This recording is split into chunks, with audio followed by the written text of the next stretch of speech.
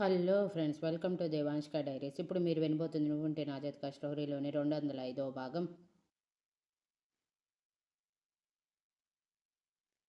రుద్ర తన explanation complete చేశాక 2 నిమిషాల నిశ్శబ్దం తర్వాత ఆ ప్రాంగణం మొత్తం చప్పట్లతో మారుమోగింది. రుద్ర ప్రాజెక్ట్ అందరికీ నచ్చటంతో అది చూసి ఆనంద్ గారు గర్వంగా, ఇప్పుడు చెప్పండి, నా మనవడు సీఈఓ పోస్ట్కి అనర్హుడా అని అంటే వాళ్ళందరూ, మాకిప్పుడు ఎటువంటి అభ్యంతరం లేదు, రుద్ర టాలెంట్ మీద మాకు చాలా నమ్మకం వచ్చింది, ఇక నుంచి రుద్ర చెప్పే డెసిషన్స్కి మేమెవ్వరం నో చెప్పము అని ఒప్పేసుకున్నారు. రుద్ర టాలెంట్ మీద ఉన్న నమ్మకంతో ఒక్క క్షణం విక్రమ్ గారికి కూడా చాలా ఆశ్చర్యం వేసింది.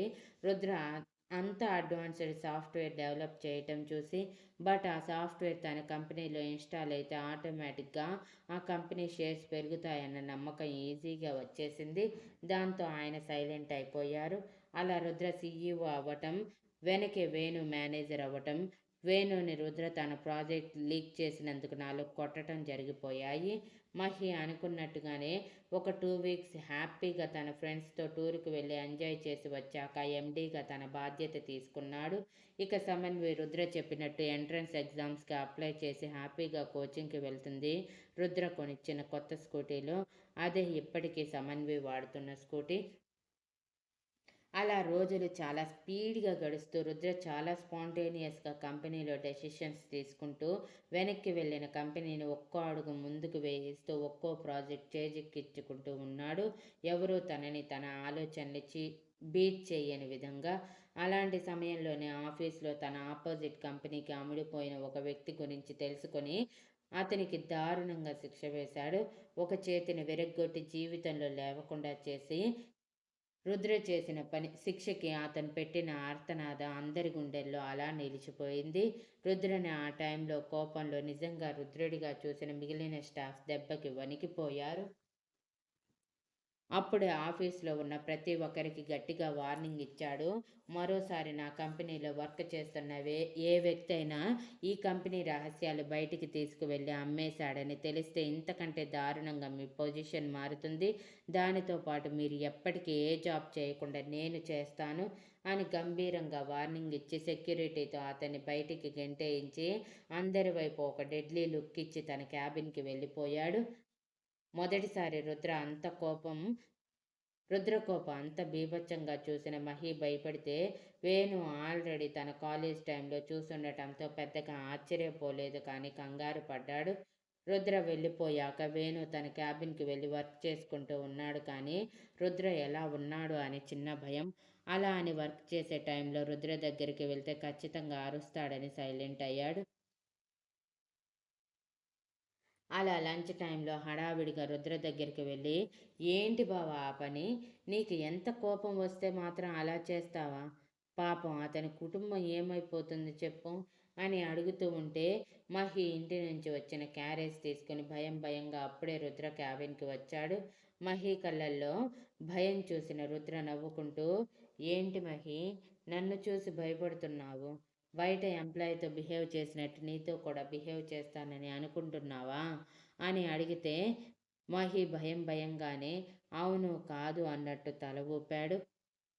కోర్స్ నా తమ్ముడు తప్పు చేస్తే బయట వాళ్ళకంటే ఎక్కువ శిక్ష అనుభవిస్తారు, కాబట్టి జాగ్రత్తగానే ఉండని చెప్తాను నేను అని నవ్వుతూ చెప్పి, ఇంతకీ ఎందుకు వచ్చావు అని గంభీరంగా వాయిస్ మార్చి అడిగాడు.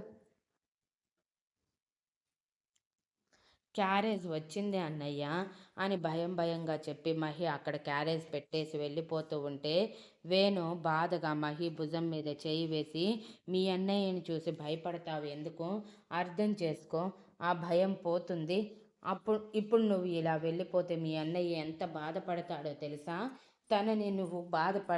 తనని చూసి నువ్వు భయపడ్డావని వాడు బయటికి ఏ ఎక్స్ప్రెషన్ చూపించడు, కానీ మనసులోనే అన్నీ చేసేస్తాడు అని మహీకి గుసగుసగా చెప్పి, ఇప్పుడు నువ్వు బయటికి వెళ్లకుండా మీ అన్నయ్యతో పాటే భోజనం చేయి, మీ అన్నయ్య ఎంత సంతోషిస్తాడో తన కళ్ళల్లోకి చూడు అని అన్నాడు. కానీ మహి భయంగా అంటుంటే, కానీ లేదు ఏమీ లేదు, నోరు మూసుకొని చెప్పింది అని బావ మహి ఈరోజు మనతో పాటే లంచ్ చేస్తాడంట. నేను క్యాంటీన్‌లో తింటాను. ఆల్రెడీ బాక్స్ కూడా తెచ్చుకున్నాను కాబట్టి నా గురించి నువ్వు ఆలోచించాల్సిన అవసరం లేదు అని అన్నాడు. అప్పటికి ఆఫీస్‌లో రుద్ర, వేణు ఇద్దరు ఫ్రెండ్స్. అది కూడా థిక్కెస్ట్ ఫ్రెండ్స్ అని తెలిసే ఉండటంతో వేణు రుద్ర క్యాబిన్‌కి పర్మిషన్ అడగకుండా వెళ్ళినా పెద్దగా ఎవరు పట్టించుకునేవారు కాదు. వేణు వెళ్ళిపోయాక మహి భయం భయంగా రుద్ర వైపు చూస్తూ ఉంటే రుద్ర ఒక ఐబ్రో రైజ్ చేసి, ఏంటి ఇంత ధైర్యం, నాతో పాటు లంచ్ చేస్తానంటున్నావు అని అడిగాడు. మహి మనసులో భయంగా ఉన్న వేణు చెప్పింది ఒకసారి గుర్తు చేసుకొని గట్టిగా ఊపిరి పీల్చుకొని వదిలి, అవును అన్నయ్య, ఎందుకు మనం విడివిడిగా భోజనం చెయ్యాలి చెప్పు?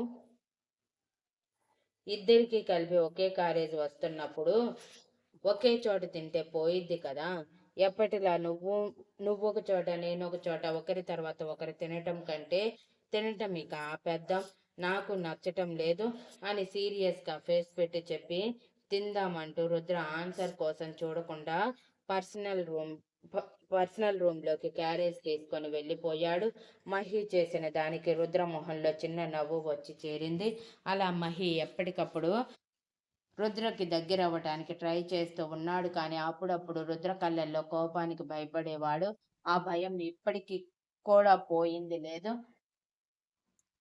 ఇక సమన్వి కూడా రుద్రకి దగ్గర అవ్వాలని ట్రై చేస్తుంది. కానీ తనకి ఎగ్జామ్స్లో స్టడీస్లో టైం ఎక్కువగా సెట్ అవ్వక ఇంటికి వచ్చాక రుద్ర ఆఫీస్ వర్క్ చేసుకుంటూ ఫుల్ బిజీగా ఉండటంతో పెద్దగా మాట్లాడలేక ఎప్పుడు డిసప్పాయింట్ అవుతూ ఉండేది. అలా సమన్వి ర్యాంక్ కొట్టడం, సీట్ రావటం, రుద్ర తనని తీసుకువెళ్ళి జాయిన్ చేయటం జరిగిపోయాయి. మరోవైపు విక్రమ్ గారికి రుద్ర తనని దించేసి మరి సీఈఓ అవ్వటం ఇష్టం లేక రుద్ర చూసేవారు కూడా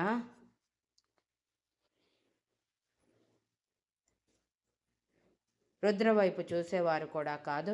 ఇక స్వాతి, మిత్ర ఇద్దరు రుద్రని ఎప్పుడు డిస్టర్బ్ చేస్తూ ఉండటంతో రుద్రకి కోపం వచ్చి అరిచిన వాళ్ళు ఒకరోజు భయపడిన మరో రోజు మళ్ళీ సేమ్ రిపీట్ చేస్తూ ఉండటంతో రుద్రకి విసుగు వచ్చి ఇంటిని రెన్యువేట్ చేయాలని ఫిక్స్ అయ్యాడు.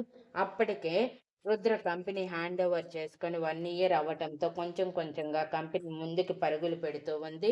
ఇంటి రెన్యువేషన్ గురించి ఆనంద్ గారితో చెప్పటంతో మాట్లాడితే ఆనంద్ గారు రుద్ర ఇష్టమని చెప్పటంతో రుద్ర అప్పటికప్పుడు ఎవరి పర్మిషన్ అడగకుండా రెన్యువేషన్ మొదలుపెట్టి అప్పటికే 2 ఫ్లోర్స్ ఉన్న మ్యాన్షన్ని థర్డ్ ఫ్లోర్కి తీసుకువెళ్ళాడు. తన కోసం సపరేట్గా ఫ్లోర్ కట్టించుకుంటూ రుద్ర రెన్యువేషన్ మొదలు పెట్టాక అందరూ ఎందుకని అడిగినా రుద్ర తన కోసం మాత్రమే ఒక ఫ్లోర్ డిజైన్ చేసుకుంటున్నానని, ఇలానే ఉంటే ఎవరో ఒకరు తనని డిస్టర్బ్ చేస్తున్నారని సీరియస్గా చెప్పి ఆనంద్ గారు కూడా చెప్పటంతో నోరు మూసుకున్నారు.